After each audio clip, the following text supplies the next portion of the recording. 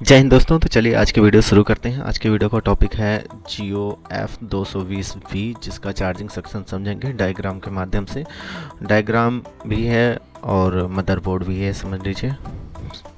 तो चलिए शुरू करते हैं।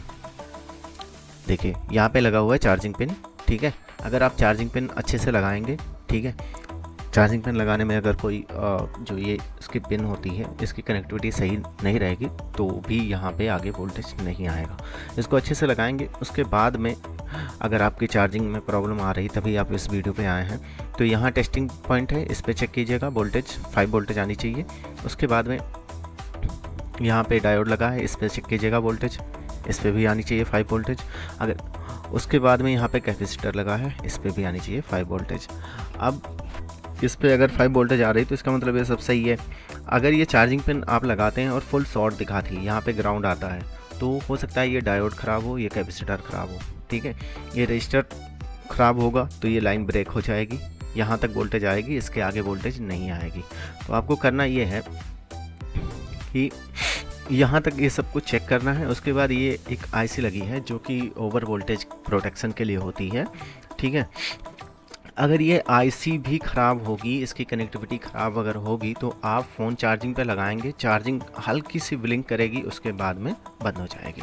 तो इसके लिए आपको इस चार्जिंग आईसी, ये चार्जिंग आईसी तो नहीं है, ओवर वोल्टेज प्रोटेक्शन आईसी है, तो इसको बाईपास करना रहेगा। अब आपको करना ये है कि आप चाहे इस कैपेसिटर से लेके या यहाँ पे जो सिल्वर कलर का बॉल पॉइंट है यहाँ से उठा के और इस वाला यहाँ पे जो ये है इस पे जंपर कर दीजिएगा, और नज़दीक जाएं तो ये यहाँ पे एक है, ठीक है, यहाँ से जंपर लीजिएगा और इस पे जंपर कर दीजिएगा, ठीक है। देखिए जूम करके मैं और दिखा दूँ, यहाँ से इस पे कर दीजिएगा तो आपकी लाइन चालू हो जाएगी और आपका चार्जिंग जो प्रॉब्लम है ये सॉल्व हो जाएगा।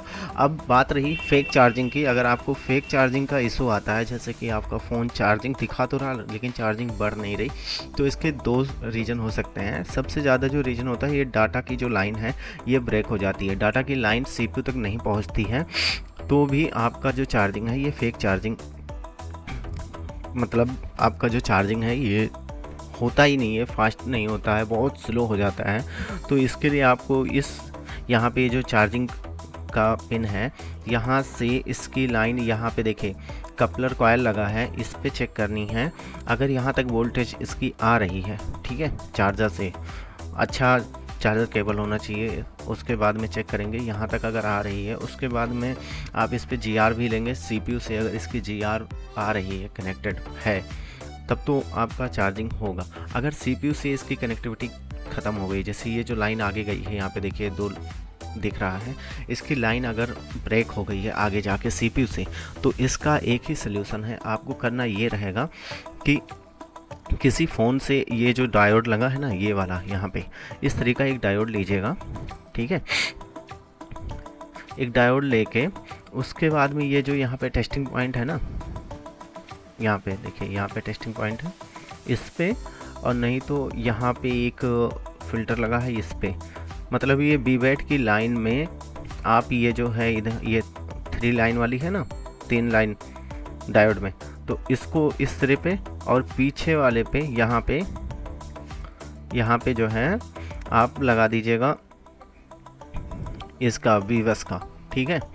तो आपका जो चार्जिंग का प्रॉब्लम है ये सॉल्व हो जाएगा, ठीक है, आपका फ़ोन चार्ज होने लगेगा। बस इसमें थोड़ी सी रिस्क रहती है कि ग्राहक अगर जिसका फ़ोन रहेगा वो ज़्यादा देर तक फ़ोन को चार्ज रखेगा तो बैटरी फूलने का रिस्क रहेगा। लेकिन भाई आप कर भी क्या सकते हैं, फ़ोन चार्ज अगर नहीं हो रही और ये डाटा की लाइन ब्रेक हो गई है तो CPU रिवॉल्व करेंगे तो उसमें आपका बड़ा लंबा मेहनत हो जाएगा। तो इसके लिए शॉर्ट में यही सल्यूशन है, ठीक है।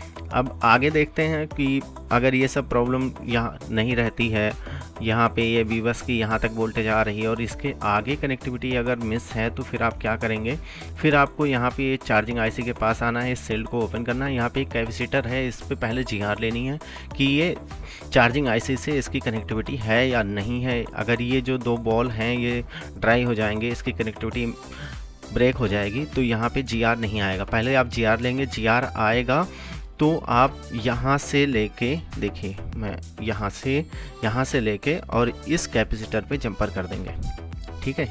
पहले GR चेक करेंगे, यहाँ GR अगर आ रही तो यहाँ से यहाँ तक जंपर कर देंगे, ठीक है। GR का मतलब डायोड वैल्यू होता है, ठीक है। बर्जर मोड पे करके अगर डायोड वैल्यू यहाँ पे चेक करेंगे, यहाँ पे 250 से 800 के बीच में GR आएगा, तो अगर आ रहा है तो आप यहाँ पर जंपर कर देंगे, आपका प्रॉब्लम सॉल्व हो जाएगा।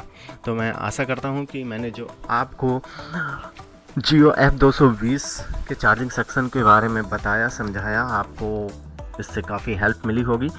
फिर भी अगर कोई और प्रॉब्लम आती है, किसी और टॉपिक पे आपको सल्यूशन चाहिए, तो आप हमें कमेंट कीजिए, मैं ज़रूर उस टॉपिक पे वीडियो बनाऊंगा। तो चलिए मिलते हैं फिर अगली वीडियो में। जय हिंद, जय Bharat. Thanks for watching this video. Love you all.